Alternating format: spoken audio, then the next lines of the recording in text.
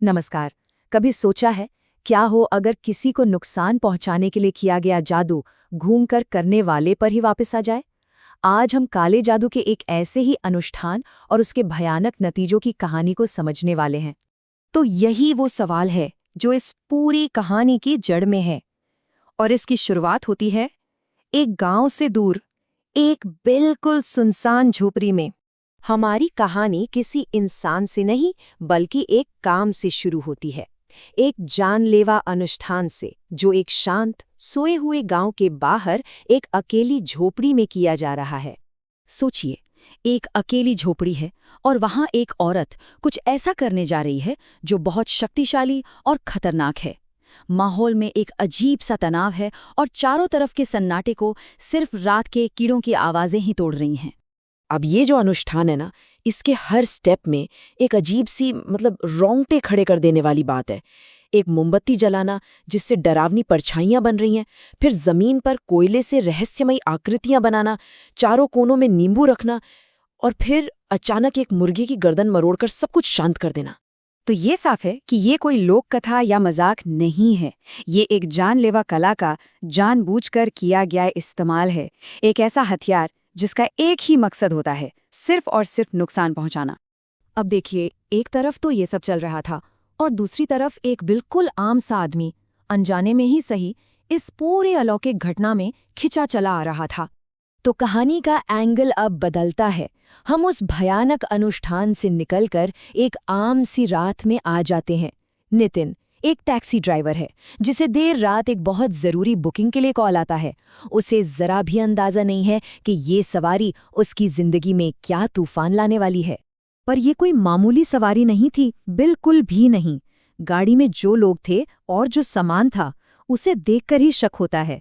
3 पहलवान जैसे आदमी, एक बहुत बीमार लड़का और एक मोटी रस्सी। और जब नितिन उस मोटी रस्सी के बारे में पूछता है ना, तो उसे जो जवाब मिलता है, रास्ते में जरूरत पड़ेगी, वो आने वाले खतरे का एक सीधा सीधा इशारा था जिसने रहस्य को और भी गहरा कर दिया। बस इस एक जवाब के बाद गाड़ी में एक अजीब सी भारी खामोशी छा जाती है। नितिन को अभी समझ आने लगता है कि वो किसी बहुत बड़ी मुसीबत की तरफ बढ़ रहा है। और अब वो राज खुलने वाला था जिसे ये लोग इतनी देर से छुपा रहे थे। राजू की बीमारी वो नहीं थी जो दिख रही थी। और फिर अचानक वो शांत बीमार सा दिखने वाला लड़का पूरी तरह बदल जाता है। वो एक मुर्गे की तरह चिल्लाने लगता है, उसकी आंखें पूरी तरह सफेद हो जाती हैं और उसमें इतनी ताकत आ जाती है जो किसी इंसान में हो ही नहीं सकती। ये साफ था कि किसी अलौकिक शक्ति ने उस पर कब्जा कर लिया था। लेकिन कमाल की बात यह है कि वो लोग इसके लिए तैयार थे। उन्होंने फौरन उस रस्सी से राजू को काबू में कर लिया। इससे एक बात तो साफ हो गई कि उन्हें अच्छी तरह पता था कि वो किस चीज का सामना कर रहे हैं। तो आखिरकार पता चलता है कि उनकी मंजिल क्या थी। एक मंदिर जिसे हम पवित्रता और इलाज की जगह मानते हैं। मतलब वो एक बुरी ताकत का इलाज एक दैवी शक्ति से कराने लाए थे। पर वो मंदिर इलाज की कोई शांत जगह नहीं था। वो तो जैसे आध्यात्मिक शक्तियों के बीच एक जंग का मैदान बन गया।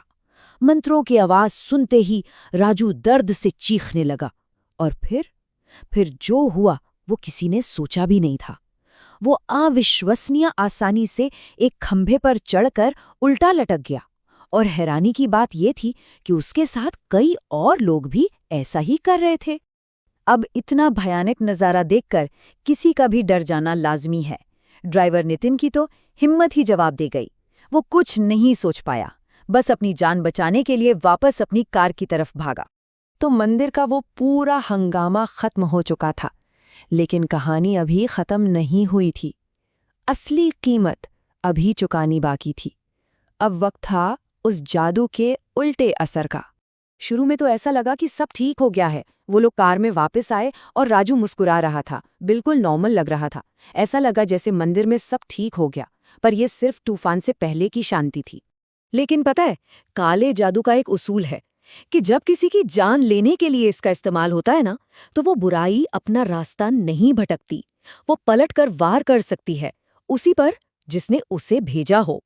और अब सारी कड़ियां जुड़ जाती हैं। कुछ दिन पहले बुआ ने राजू को मारने के लिए वो अनुष्ठान किया था। मंदिर से आने के बाद राजू भले ही ठीक लग रहा था, पर कुछ ही दिनों में उसने अपनी ही गर्दन मरोड़ ली और मर गया। और उसी रात उसकी बुआ, जिसने वो जादू किया था, ठीक उसी तरह से मर गई। मतलब श्राप को अपना शिकार तो मिला, पर वो नहीं जिसके लिए उसे भेजा गया था। तो ये कहानी हमें एक बहुत ही परेशान करने वाले सवाल के साथ छोड़ जाती है। न्याय, इरादे और नफरत की असली कीमत क्या है? जब नफरत का एक चक्कर पूरा होता है तो क्या आखिर में कोई जीतता है? सोचने वाली बात है कि इस पूरी कहानी में असली शिकार कौन था?